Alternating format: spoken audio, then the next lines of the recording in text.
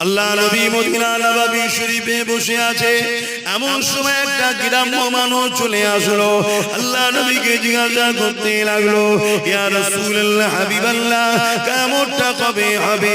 আল্লাহ নবী বললেন, বাবা ছেলেরে, কিয়ামত অবশ্যই একদিন না একদিন হবে। কেন আল্লাহর কোরআন বলেছে, ইযা ওয়াকাতিল ওয়াকিয়া লাইসা লিওয়াকাতিহা কাযিবা, কিয়ামত অবশ্যই হবে, যার মধ্যে কোনো সন্দেহ মিথ্যা নাই। তবে বাবা ছেলে, মাদাতালাহা, তুমি কিয়ামতের জন্য কি করেছো বাবা?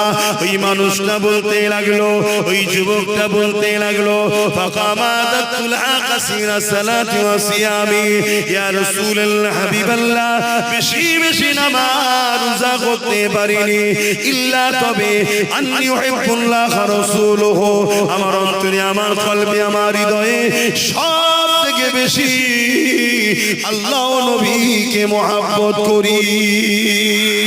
এই কথা শুনে রাসূলুল্লাহ কি উত্তর দিয়েছিলেন? আল মারহুম আমান আহাব্বা, এ বাবা ছেলে, দুনিয়ায় যে যাকে মহব্বত করবে, মন দিয়ে শোনে, দুনিয়ায় যে যাকে মহব্বত করবে, পরকালে সে তার সাথে আল্লাহর জান্নাতে যাবে। এই যুবকেরা, তাই নবী আমার জানিয়ে দিলে, মান আহাব্বা সুন্নতি, যে আমার সুন্নতকে ভালোবাসলো, ফাকাদ আহাব্বানি, সে আমি রাসূলুল্লাহ আমাকে ভালোবাসলো, যে আমাকে ভালোবাসলো, কানা মাই ফিল জান্নাত, আমি নবী আমার সঙ্গে জান্নাতে গেল।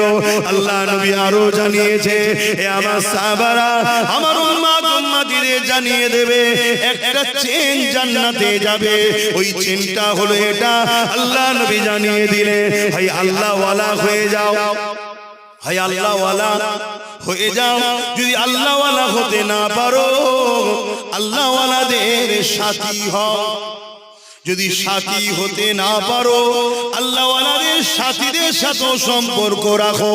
আল্লাহ ওয়ালার পিছনে আল্লাহ ওয়ালা সাথী, সাথীর সঙ্গে সম্পর্ক যে রাখবে, এই তিনটে চেন আল্লাহর জান্নাতে যাবে।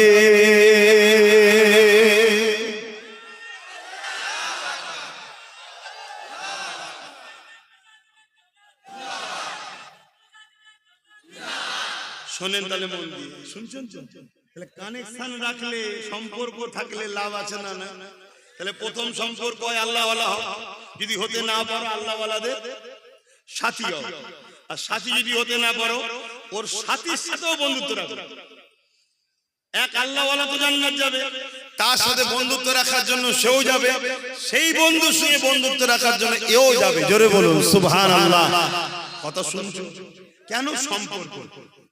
তাহলে আল্লাহ ওয়ালার সঙ্গে সম্পর্ক রাখলে যদি জান্নাত হয়, তার সাথীর সঙ্গে সম্পর্ক রাখলে যদি জান্নাত হয়, কোরআনের সঙ্গে সম্পর্ক, কোরআনের প্রেম, রাসূলুল্লাহর প্রেম, জান্নাত যাবে না যাবে না? তা আমার প্রেমের একটা নমুনা দেখাতে হবে,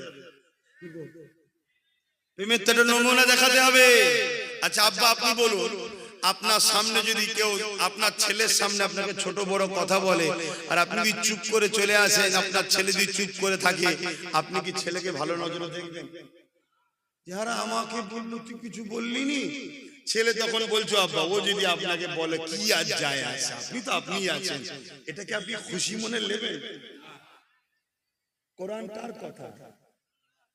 আল্লাহর কথাকে কেউ বলবে হিংসা ছড়ায়, আর তোমাকে আল্লাহ একটু পাওয়ার দিয়েছে, তোমার তো একটু কলমের খোঁচা দেওয়া দরকার ছিল, তুমি দিলে না, দিলে না, একটু রাস্তায় নামলে না।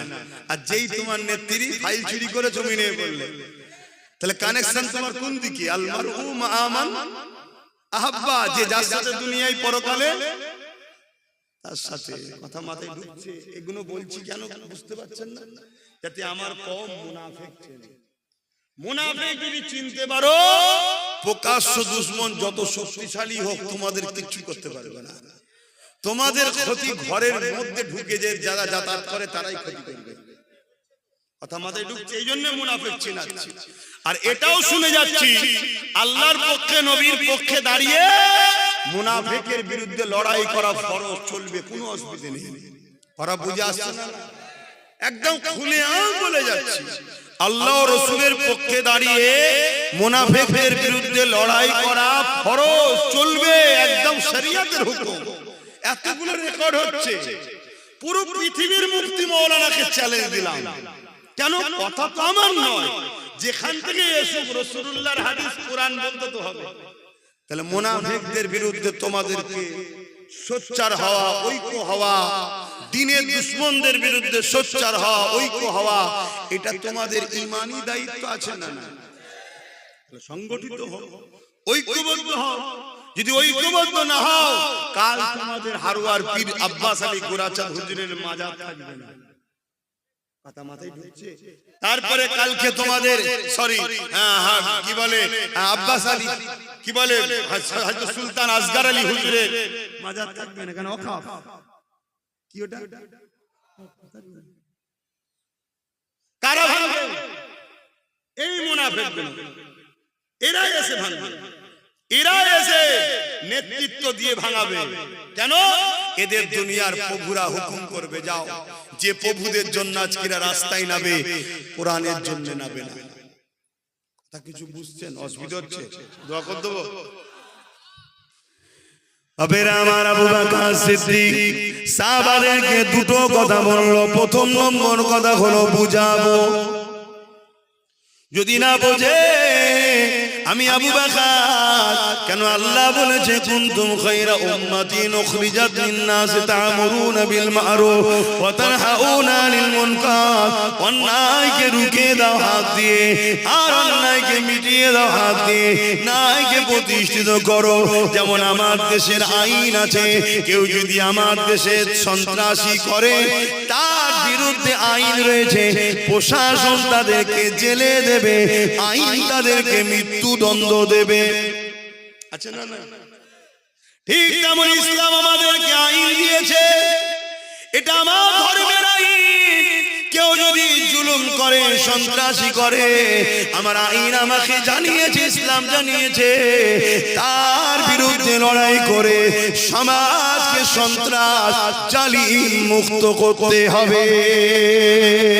কিয়ামতের দিনে আল্লাহ আমাকে প্রশ্ন করবে, ওরে আমার বান্দারে, আমার জমিনের উপরে সন্ত্রাসের মোকাবেলা তুমি করেছো কি বলো? আমার জমিনের উপরে জালিমদের বিরুদ্ধে মোকাবেলা করেছো কি বলো?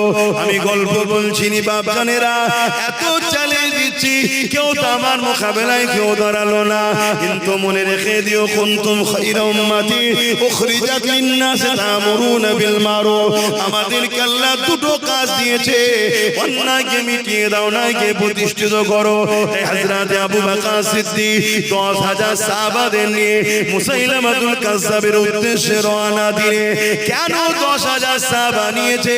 কেননা মুসাইলামাতুল কাজ্জাব 90,000 সৈন্য নিয়ে পাহারা দিয়ে বসে আছে। কত? 90,000। আর নিয়ে যাচ্ছে কত? 10,000। 10,000 সাহাবাদের মধ্যে একটা কেউ বলেনি ভাই ও তো 90,000, একটা কেউ বলেনি। কেন? 10,000 সাহাবার মধ্যে একটা চেতনা আছে, আল্লাহর খুশির জন্য জীবন দেবো। জোরে বলুন সুবহানাল্লাহ। 10,000 সাহাবা জানে আমরা তো শুধুমাত্র মাধ্যম, ফায়সালা তো আল্লাহ। জোরে বলুন সুবহানাল্লাহ। এত কমপ্লিট তাদের ঈমান, তাই একবারও বলেনি ভাই যেছেন 10,000 নিয়ে, ওদের তো 90,000। কিন্তু আমরা অনেক সময় ঘাবড়ে যাই যে সবই ঠিক আছে, ওদের দিকে এই আছে, ওদের দিকে এই আছে, ওদের দিকে এই আছে। তোমার দিকে কিছু যদি নাও থাকে, তুমি যদি হকের পক্ষে হও, তুমি কেন ভাবছো না তোমার সাথে আল্লাহ আছে? আর আল্লাহ যার সাথে থাকে তার কোনো সমস্যা হয়? আমিও তো রাত বিরোধ ঘুরে বেড়াই। অনেকে বলে যে তুমি এইসব রাত্রিরে ঘুরছো, কিছু ছেলে পুলে কিছু নিয়ে কি হবে? প্রয়োজন একজন পানি দিবার, জ্যাকেট ধরা, একটা থাকে, আর আরেকজন চালাবার প্রয়োজন, তাই আর কেউ নেই। কেন? আমার ঈমান বলছে আমার আল্লাহ আমার সাথে আছে। আর আল্লাহ যার সাথে থাকে, তাকে যদি দুশমন সামনেও দেখে, এই মুখটা দেখবে না, অন্য দেখবে, যেটা নয় রে ছেড়ে দেবে। এ ক্ষমতা আল্লাহর আছে না নাই? তার একটা নমুনা বলে যাচ্ছি। ঈসা আলাইহিস সালামকে মারার জন্য ঢুকেছিল না, ক্রুশবিদ্ধ হয়েছিল জানেন তো? ঈসা নবীকে মারার জন্য ঢুকেছিল। তো ঘরের মধ্যে ঈসা নবী আছে, আর যারা মারতে এসেছে সেই সর্দারদের নেতা ঢুকেছে। যেই প্রথম ঢুকেছে আল্লাহ সঙ্গে সঙ্গে ঈসা নবীকে চতুর্থ আসমানে তুলে নিয়েছে, আর সর্দারের চেহারাটা ঈসা নবীর মতো করে দিয়েছে। এইবারে বাকি পাবলিক যেই ধরেছে একে ধরে ফেলেছে, বলছে না রে আমি তোদের সর্দার তো রে। বলছে সর্দার তুই তো সেই ঈসা, তাকে ধরে নিয়ে ক্রুশবিদ্ধ হয়েছে। ঈসা নবী ক্রুশবিদ্ধ হয়নি, ঈসা নবী চতুর্থ আসমানে আছে, উনি আমার নবীর উম্মত হয়ে আসবে। জোরে বলুন সুবহানাল্লাহ। কে এটা করলো? তো সেই আল্লাহ জানা নাই? আল্লাহ চেহারাকেও চেঞ্জ করার ক্ষমতা রাখে। তার তো শুধু বলতে লাগে কাফ আর নুন, কুন, ইরাদা শুধু কুন, তার মানে হচ্ছে হো যা, ফায়াকুন, সঙ্গে সঙ্গে হয়ে যায়। জোরে বলুন সুবহানাল্লাহ। হায়রে মুসা আলাইহিস সালাম লাঠি ছাড়লো, সঙ্গে সঙ্গে বিশাল সাপ হয়ে গেল। জোরে বলুন সুবহানাল্লাহ। সেই আল্লাহ আছেন না? ক্ষমতা কি কমে গেছে? নাউযুবিল্লাহ মিন যালিক, লা হাওলা ওয়ালা কুওয়াতা ইল্লা বিল্লাহ। ভরসা রাখ আল্লাহর উপরে, ভরসা রাখ আল্লাহর উপরে। মাদার টেরেসা দেশের সেবা করেছে, সমাজের সেবা করেছে, ওটা একটা ভালো কাজ না খারাপ কাজ? ভালো কাজ, অবশ্যই ভালো কাজ। কিন্তু এর যা কি আখিরাতে পাবে? কেন পাবে না? কেন পাবে না বলবেন? ঈমান, কিন্তু ভালো কাজ। ওই কাজ মনে হয় মুসলমান ঘরের কেউ করতে পারে না, এত ভালো কাজ করেছে। ঠিক না বেঠিক? হ্যাঁ, স্বীকার করতে হবে। কিন্তু তার যা আখিরাতে পাবে না। কিন্তু ওই কাজ যদি কোনো মুসলমান করে, দুনিয়াতেও ভালো কাজ, আখিরাতে জান্নাত পাবে। জোরে বলুন সুবহানাল্লাহ। তাই ওপেন বলে যাচ্ছি, গরিব দুঃখী অসহায় দেশকে সেবার জন্য কোন মুসলমান যদি রাজনীতি করে, ও দুনিয়াতেও সম্মান পাবে। আমার আগে বলছিলেন না, ন্যায় বিচারকারী আল্লাহ সম্মান দেবে, আখিরাতে আরশের ছায়া পাবে, জান্নাতও পাবে। জোরে বলুন সুবহানাল্লাহ। একই জিনিস, একই জিনিস। ইমানদার করলে ফায়দা দু জায়গায়, আর ঈমান ছাড়া করলে ভালো কাজ যদি হয় শুধু দুনিয়াতে ফায়দা, ভালোকে ভালো সবাই বলবে। ঠিক না বে? ঠিক, মাথায় রেখে দেবে। তো যা হযরত আবু বকর সিদ্দিক হুজুরের কথাটা একটু বলে নি। অসুবিধা হচ্ছে না?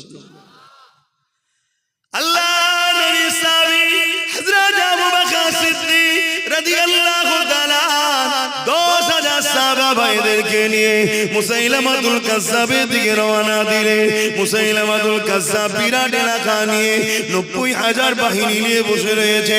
হযরত আবু বকর সিদ্দিক সাহাবা ভাইদেরকে রেখে আগিয়ে গেলেন, মুসাইলামাতুল কাজ্জাবের সঙ্গে কথা বলতে লাগলেন।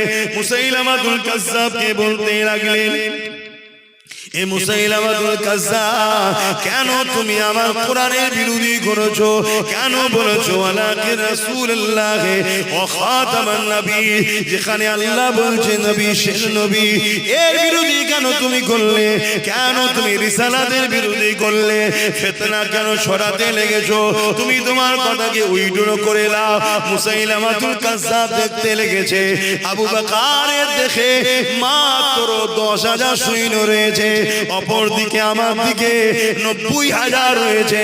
এই সুযোগকে আমাকে কাজে লাগাতে হবে, এই সুযোগ হাতছাড়া করলে হবে না। এই সুযোগে আবু বকরের 10,000 কে মেরে ফেলতে হবে। যেমন আজকে অনেকে ভাবতে লেগেছে যে আমাদের হাতে রাজ পাওয়ার আছে, এত কিছু ক্ষমতা আছে, এই সুযোগে মেরে ফেলো। ভাবছে না? ভাবছে না? কিন্তু ফাইসাল না, তার ভাবাতে হয়। বলো, নমরুদ চেয়েছিল পৃথিবীর রাজা, আমি সব কিছু করব, তার ইরাদা বাস্তব হয়েছে। খোঁড়া মশা আক্রমণে মারা গেল। ফেরাউন সে বিরাট বড় রাজা ছিল, লাস্টে নীল নদে ডুবে মরল না? মরল না? চিঙ্গিস খান সে পুরো পৃথিবীকে দখল করতে চলেছিল। লাস্টে এমন কঠিন সমস্যায় পড়লো, পৃথিবীর রাজা হওয়ার যা স্বপ্ন সে নিজে থেকে নিজে আত্মহত্যা করলো। জানেন ইতিহাস? ফাইসাল্লাহ, তুমি আমি কি বলছি ওটা না, নিজেদের ঘরে লড়াই করতে হবে না, এই তো কথা। কারণ আমি ধর্মগুরু, আমি ধর্মের জন্য কথা বলছি। আমি ধর্মগুরু, আমি ধর্মের জন্য কথা বলবো না, বলবো না? কই, আমি তো হিন্দুদের বিরুদ্ধে কথা বলছি না, আমি তো সাঁওতাল, আদিবাসী, দলিত, এসটি, এসটি, ওবিসি কোন ধর্মের বিরুদ্ধে কথা বলছি না। আমাদের লড়াই হিন্দুদের বিরুদ্ধে নয়, আমাদের লড়াই আদিবাসী, দলিত, সাঁওতাল, বাগদি, দুলে, মুচি যত ধর্মের মানুষ আছে কারো বিরুদ্ধে আমাদের লড়াই নয়।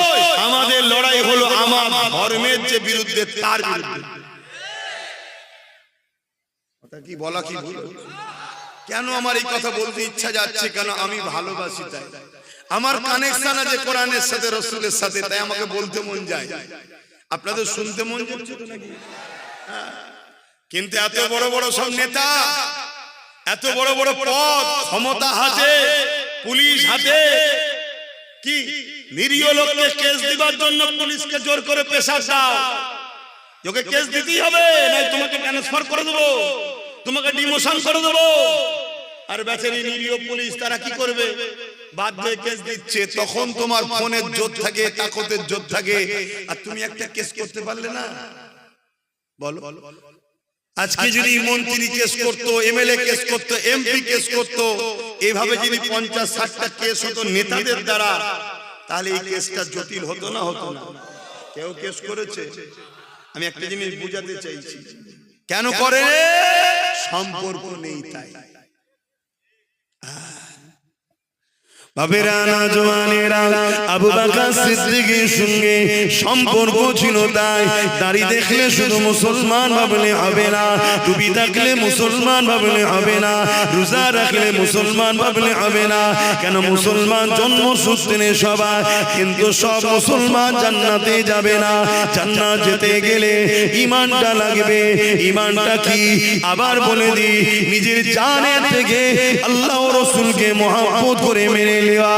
এ যুবকেরা, তরুণেরা, সব জায়গায় মাথা গলাও, সব জায়গায় ঝগড়া করো, সব বিষয়ে বাইট দাও, সব বিষয়ে কেস করো, সব বিষয়ে কথা বলো। আর যখন আমার কোরআনের বিরুদ্ধে কথা হবে, মিথ্যাচার কথা হবে, তোমাকে সেই জায়গায় পাওয়া যাবে না।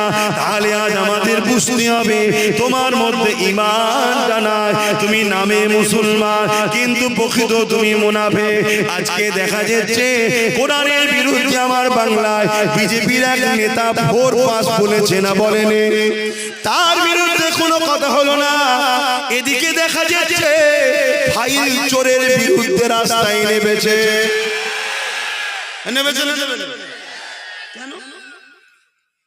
কেন? কেন?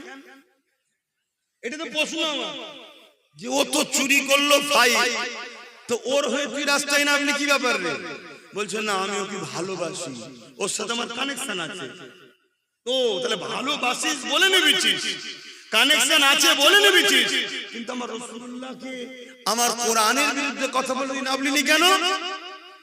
তাহলে কানেকশন নেই। আমি কি বুঝাচ্ছি শুনছেন তো?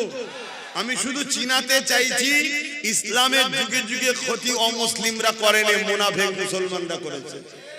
আজকে যত জায়গায় মার হচ্ছে দেখো, সব মুসলমান এলাকায় মুসলমানরা মারছে। চলে যাও অমুসলিম এলাকায়, কোনো অশান্তি আছে কি দেখো তো? একসাথে সব দল মিলে একসাথে বসছে, একসাথে চা খাচ্ছে, একসাথে গল্প করছে। কেন? ওরা সবাই জানে যেই জিতুক মালিক তো আমাদের। কথা বুঝে আসছে না? না, এইখানে দেখুন শুধু মুসলিম এলাকায় অশান্তি, আর করাচ্ছে কারা? মুমিন মুসলমানদের উপরে মুনাফিক মুসলমানরা ঘাড়ে বসেছে। এবারে এই ঘাট থেকে মুমিন মুসলমানরা এখন নামাতে চাইছে, কেন? মুনাফিক চিনতে পেরে গেছে, নামিয়ে দিতে চাইছে। আর যখনই নামাতে চাইছে তখনই কিন্তু অ্যাকশন হচ্ছে। আমার কথা কি আমার আব্বাদের জিজ্ঞেস করছে, অসুবিধা হচ্ছে আব্বা? দুশমনি করে ইসলাম প্রচারক হিসাবে, ইসলামের দায়ী হিসাবে আমার কি দায়িত্ব নেই এদের বিরোধী করা? আমি সেই দায়িত্ব করলাম। আমার কথাতে অন্য কারোর সঙ্গে জড়াবেন না। কেন ভাঙরে এসে ওয়াজ করতে গেলে টেনশন হয়। আমার মাথায় আমার ছোট ভাইয়ের উপর যেন কেউ বেজার হবেন না, ওর লাইন আলাদা আমার লাইন আলাদা, কথা বুঝে আসছে না? না, আমি ধর্ম প্রচার করতে এসেছি। আমার ইসলামের বিরোধী যে করবে সে যদি আমার ভাইও হয় তারও ছাড় নেই। কথা মাথায় ঢুকছে না? ঢোকে না? তুমি কোন ধর্মের আমার দেখার দরকার নেই, তুমি আমার ধর্ম মানো না তোমার কাছে, কিন্তু আমার ধর্মের বিরোধী করছো কেন? তুমি সরকার, তুমি সরকারে থাকো, আমার ধর্মের বিরোধী করছো কেন? যখন বিরোধী করবে তার বিরুদ্ধে একজন ইসলামের প্রচারক হিসেবে বলবো না, তাহলে আমার মধ্যে মুনাফিকই থাকবে। তো আজকে এত বড় বড় সব জনসভা হচ্ছে, লোক হচ্ছে আর হচ্ছে, যদি কেউ ওয়াকাফ নিয়ে একটু না বলতে পারে তাহলে কোন এক জায়গায় একটা প্রশ্ন আসছে না যে এরা কারা, এরা মুসলমান সেজে কমকে শুনিয়ে ধোঁকা দিচ্ছে, এটা মনে আসতে পারে না? পারে না? ওয়াকাফের থেকে বড় ইস্যু আমাদের কাছে কিছু আছে এখন? মসজিদ, মাদ্রাসা, কবর, ঈদগাহ সব চলে যাবে। এই আইনটা করেছে কে? বিজেপি সরকার। আর ওই আইনটাকে রাজ্য সরকার মেনেছে না মানে না? এরপরও কোন মুসলমান যদি এদের সঙ্গে দল করে সে মুসলমানের ঈমান আছে মনে হয়? তাই এই এলাকায় যেসব মুসলিম ভাইরা আছে বিগত দিন হয়তো এদের সঙ্গে দল করেছিল, আমি তাদের জন্য দোয়া করি আল্লাহ তাদেরকে হেদায়েত করুক, হেদায়েত করুক, ফিরিয়ে আনুক, হেদায়েত করুক। বলুন আল্লাহুম্মা আমিন। যদি হেদায়েত না হওয়ার, ফিরে আসা না হয়, আল্লাহ যেন এই জালিমগুলোকে আমাদের রাস্তার কাঁটাগুলো পরিষ্কার করে দেয়। বলুন আল্লাহুম্মা আমিন। আরো জোরে বলুন আল্লাহুম্মা আমিন। তাহলে প্রথমে তিনবার দোয়া করেছি পরিবর্তনের, যদি তারপরও পরিবর্তন না হয়, মসজিদ মাদ্রাসার দুশমন হয়, তাহলে তার মরণের দোয়া করা দরকার আছে না? কেউ কি দোয়া করবে নাকি যে আমি হেরে যাই, তাহলে আমার রাস্তার কাটা পরিষ্কার দোয়া করতে হবে? তো আগামী দিন ভোট আসছে, ভোট দিবার সময় ভাববে তোমার একটা ভোট ওয়াকাফকে মিটাচ্ছে না বাঁচাচ্ছে, এটা মাথায় রাখা দরকার আছে না? না। এবারে যদি বলেন হুজুর আপনি সব কথা বলবেন কেন? আরে আমি তো এই দেশেরই নাগরিক, ভোট নিয়ে তুমি আমাদের ভোট নিয়ে ক্ষমতায় আসবে, আমার সিল, আমার নোড়া, আমারই ভাঙবে দাঁতের ঘোড়া, এটা মেনে লিয়া যায়? তুমি আমার ভোটে ক্ষমতায় এলে আর বিজেপিকে সেফ দিচ্ছ আর ওয়াকাফকে মিটাচ্ছ, এটা তুমি বিচারিতা করেছো না করোনি? কি আমি ভুল বলছি? একটা হুজুর হিসাবে এই মুরিদদেরকে, তার ভালোবাসার বাপ মাকে, ভাই বোনকে বোঝানো কি ভুল হচ্ছে? তাহলে যখন ভোটটা দেবে দিবার সময় ভাবা দরকার, যেমন রুজি রুটির কথা যেমন ভাবতে হবে, মানা করছি না, কিন্তু এটাও তো ভাবা দরকার যে আমার একটা ভোটে এমন কোন সরকার বা এমন কেউ জিতবে না তো যে জিতে আমার ওয়াকাফকে মিটাবে, আমার কবরস্থানকে মিটাবে, আমার খানকাকে মিটাবে? ভাবা দরকার আছে না? না। আর এটা বোঝানো দরকার আছে না? না। তাহলে এই কথাটা বলে দিতে এখন কাল যদি কোনো মুনাফিক মুসলমান এসে বলে এসব মৌলবাদী মৌলবাদী এসব যদি বলে, তাহলে ভাবতে হবে এরা মূলত এই আমাদেরকে শুধু মৌলবাদী বলছে না, ইসলামের পক্ষে যারা আছে তাদেরকেই মৌলবাদী বলছে, আগেও যারা ছিল তাদেরকেও বলছে। এই মুনাফিকদের চেনা দরকার আছে না? না। ভাবে আমার কথা শেষ, কিছু কষ্ট দিলাম, কাউকে আঘাত দিলাম, ইসলামের বিরুদ্ধে কিছু বলেছি, বাকি কে কোন জাহান্নামে গেছে সব দেখার আমার দরকার নেই। আমার ইসলামের বিরুদ্ধে যদি বলে থাকি বলুন যে হ্যাঁ বিরুদ্ধে বলেছেন, আমি ক্ষমা চেয়ে নেব।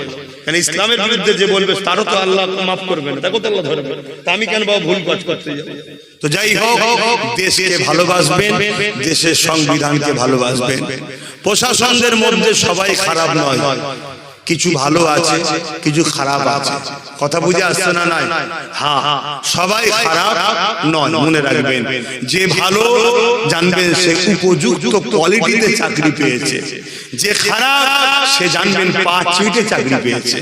তাই পা চেটে চাকরি পেয়েছে বলে ওকে দালালি করতে হচ্ছে, আর যে উপযুক্ত সে জানবেন উপযুক্ত বলে কারো পা চাটে না, সে তার জায়গায় দাঁড়িয়ে আছে। কথা মাথায় ঢুকলো? তাহলে যে ভালো তাকে ভালো বলবেন, যে পাচাটে তাকে পাচাটা বলবেন, কিন্তু সবাইকে তা বলে খারাপ বলা উচিত, এটাও ইসলাম বিরোধী কাজ হবে, মনে থাকবে। সব বিষয় শিখাবো আমরা, আসেন আল্লাহুম্মা আমিন। আয় আল্লাহ, আরো অনেক কথা মালিক, আমার বাপ ভাই মা বোন, পরিবার, আত্মীয় স্বজন, ছোট ছোট